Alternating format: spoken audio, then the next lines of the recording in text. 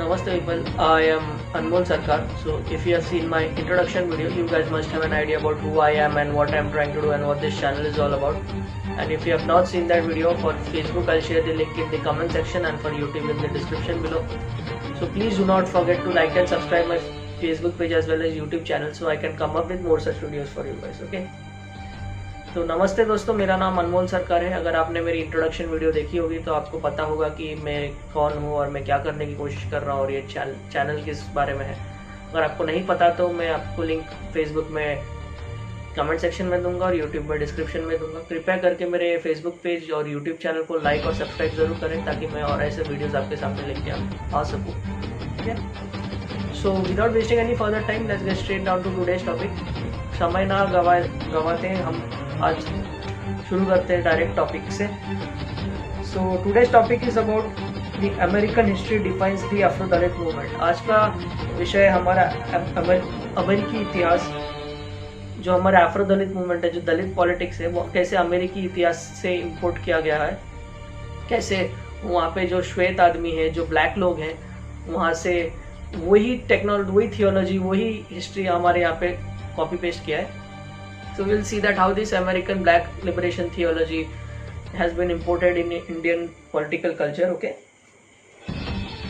So the first, now we'll see how the American part first and then we'll go to the Indian part. पहले हम अमेरिकी side का थोड़ा देखेंगे इतिहास, फिर हम वो कैसे इंडियन साइड में आया है वो देखेंगे, ठीक है। When African Americans wanted to reclaim their African heritage after being emancipated from slavery, they did it largely through institution of black churches and appropriating it to biblical narratives of their own. जब उनको ये racism के खिलाफ लड़ना था वहाँ के श्वेत आदमियों को, उन्होंने ज़्यादातर वहाँ पे खुद के इंस्टीट्यूशंस बनाए, मतलब खुद के ये बनाए, इंस्टीट्यूशंस ही बोलते हैं उसे, इंस्टीट्यूशंस बनाए जैसे कि ब्लैक चर्चेस हो गए और भी बहुत सारे ऐसे इंस्टीट्यूशन बनाए जहाँ पे एजुकेशनल इंस्टीट्यूशंस हो गए, उनसे किया है।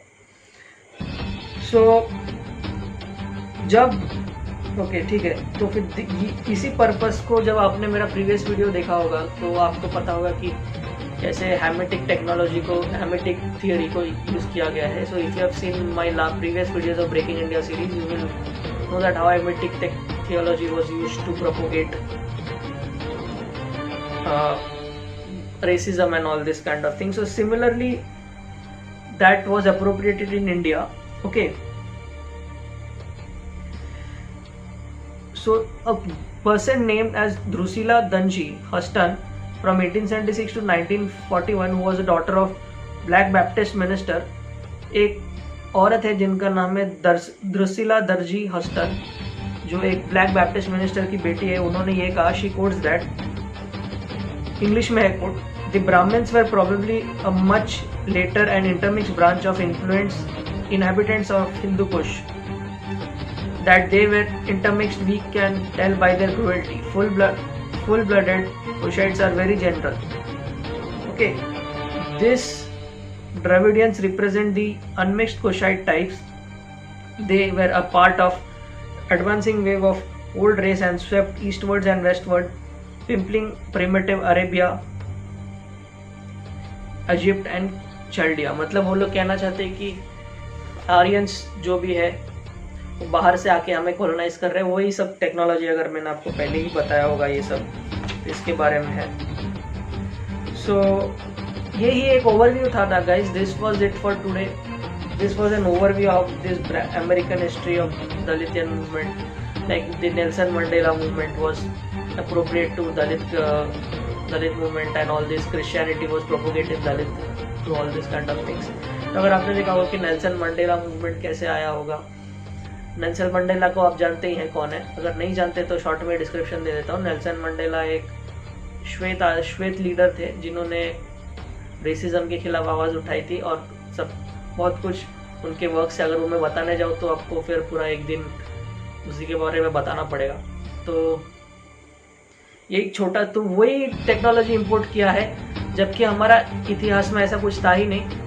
वो लोग हमेशा अपना इतिहास हम पे थोपना चाहते हैं। उनके वहाँ पे जो हुआ है उनको लगता है कि पूरे दुनिया में भी वही हो रहा है जो उनके वहाँ पे हो रहा है। हिंदुस्तान में ऐसा कभी कुछ हुआ ही नहीं। तो हमारे कंटेक्स्ट में जो हिस्ट्री का कंटेक्स्ट है जो हुआ है, इसीलिए हमारी ये हालत है, क्योंकि हमें अपनी इतिहास ही पता नहीं है. So whatever they have imported, what they always think that whatever happened to them is happening all over the world. So in India it never such things happened, like racism and this kind of thing. In the Indian context is completely different. So their history and their worldview cannot be imposed on India. So that is complete nonsense for the time being. So this was it for today guys. आज के लिए बस इतना ही था. कृपया करके ये video को एंजॉय कीजिए. आपका दिन शुभ हो. Please enjoy this video and have a nice day.